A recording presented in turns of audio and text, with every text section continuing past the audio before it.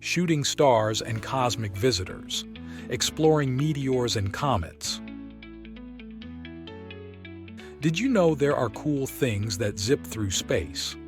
They're called meteors and comets. Let's check out these awesome objects that come from really far away. First, meteors are like shooting stars that zip across the night sky. They're small bits of rock and metal that burn up when they enter Earth's air. When you see a meteor, it's because it's getting hot and glowing as it flies through the sky. Sometimes meteors don't burn up completely, and they land on Earth. We call these ones meteorites.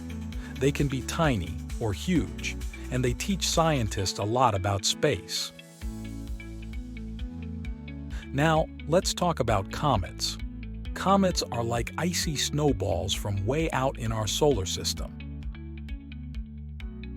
They have long tails made of dust and gas that light up when they come close to the sun.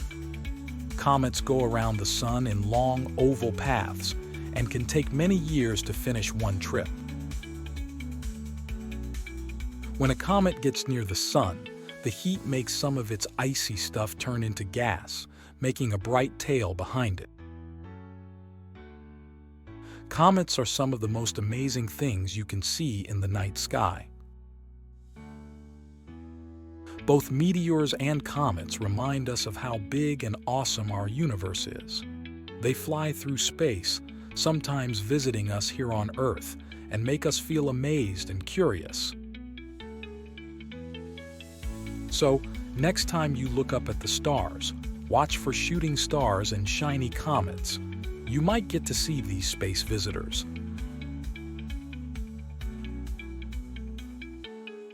Shooting stars are meteors burning in our sky, while comets are icy visitors with glowing tails. Both teach us secrets of space. Shooting stars are real stars falling from the sky? The answer is false. Shooting stars are actually meteors, tiny space rocks burning in Earth's atmosphere.